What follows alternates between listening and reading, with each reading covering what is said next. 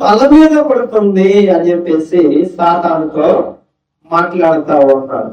ఈ యొక్క తల ఏమిటి అని కనుక మనం ఆలోచన చేసుకున్నట్లయితే, ఈ యొక్క తల అనేది రాజ్యమును సూచిస్తా ఉంది, పరిపాలన సూచిస్తా ఉంది.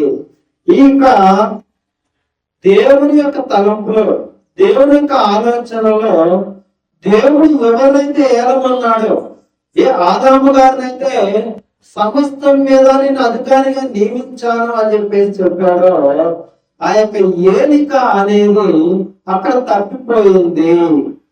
మనం చదువుకున్నాం కదా, ఆదికాండము 1వ అధ్యాయము 28వ వచనం కనుక మనం చూసుకుంటే, దేవుడు ఏం చేశాడంటే ఆకాశం మీద, భూమి మీద, జలముల మీద సమస్త అధికారము ఇక్కడ మరి ఆదాము గారికి ఇచ్చినట్టుగా మనం చూస్తా ఉన్నాం. అయితే ఈ ఏలిక ఏమైనది అని కనుక మనం చూసుకున్నట్లయితే, ఇది ఆదాము గారి దగ్గర నుండి లాక్కొనబడింది.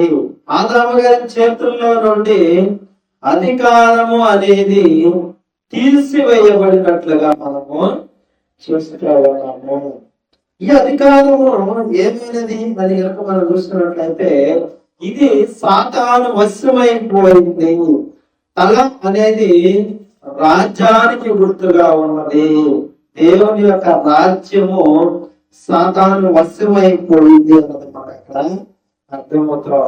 ఎక్కడ తెలుసుకోవచ్చు మన ఈ విషయం అని కనుక చూసుకున్నట్లయితే, మత్తయి సువార్త మనకి కొన్ని విషయాలు బోధిస్తా ఉన్నారు. ఇక్కడ యేసు ప్రభువు వారు ఎప్పుడైతే ఆయన బాప్తిస్మం పొందాడో యోహాను గారి చేత, యేసు గలిలయ నుండి యోర్దాను దగ్గర నుండి అతని ఎదురుకు వచ్చాను. యోహాను యేసు ప్రభువు వారికి బాప్తిస్మం ఇచ్చాడట.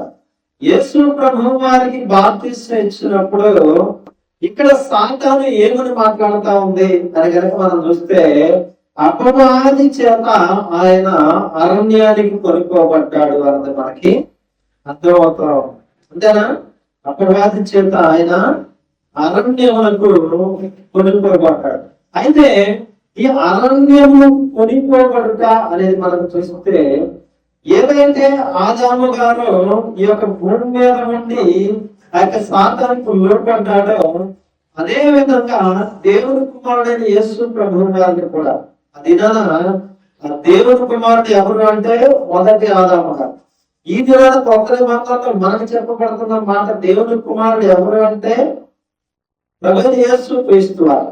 ఈయన ఎప్పుడైతే నీళ్ళలో మునిగాడో, ఎప్పుడైతే బాప్తిస్మం పొందాడో, అప్పుడు అపవాది చేత 40 దినాలు కొనుక్కోబడ్డట్టుగా మనము చూస్తాం. కొనుక్కోబడిన తర్వాత ఆయన శోధింపబడ్డాడు. శోధింపబడిన తర్వాత ఇక్కడ మళ్ళా సాతాను ఆయనతో ఈ యొక్క ప్రపంచమును మొత్తము చూపిస్తున్నట్టుగా మనము చూస్తా ఉన్నాం. ఎప్పుడైతే యేసు ప్రభు వారు ఈ యొక్క అరణ్యంలోనికి వెళ్ళాడో, లూకా సువార్తలో మనకు కొన్ని విషయాలు చెప్పబడతా ఉన్నాయి. చేత అరణ్యంలో నడిపింపబడి అపవాది చేత శోధింపబడుచుండెను. ఆ దినములలో ఆయన ఏమీ తినలేదు. అవి తీరిన తర్వాత ఆయన ఆకలి కొనక అని చెప్పేసి ఇక్కడ మనము చూస్తాం. అంటే ఎప్పుడైతే యేసు ప్రభు వారు అరణ్యానికి వెళ్ళారో ఆకలి కొన్నాడు. ఆకలి కొన్న ఆయనకి సాతాను ఏం చూపిస్తుందంటే, అయితే వచ్చినాడో మనకు తెలియబడతాం. అప్పుడు అపవాది ఆయనను తీసుకొని పోయి భూలోక రాజ్యములన్నింటినీ ఒక నిమిషములో ఆయనకు చూపించి, ఈ అధికారమంతయు ఈ రాజ్యముల మహిమయు నీకిత్తును, అది నాకు అప్పగింపబడి ఉన్నది. అది ఎవరికి నేను ఇయ్యగలుగుతునో వానికిత్తును. కాబట్టి నీవు నాకు మొక్కితువా, ఇదంతా నీదగునని ఆయనతో చెప్పాను. ఈ లోకము అనేది ఎవరి వశంలో ఉన్నదంట? అపవాది యొక్క వశంలో ఉన్నట్టుగా మనము చూస్తూ ఉన్నాం. అంటే ప్రభువైన యేసు క్రీస్తు వారు వచ్చే వరకు ఆదాము గారు ఎప్పుడైతే ఈ యొక్క సాతానుకు దాన్ని అప్పగించాడు.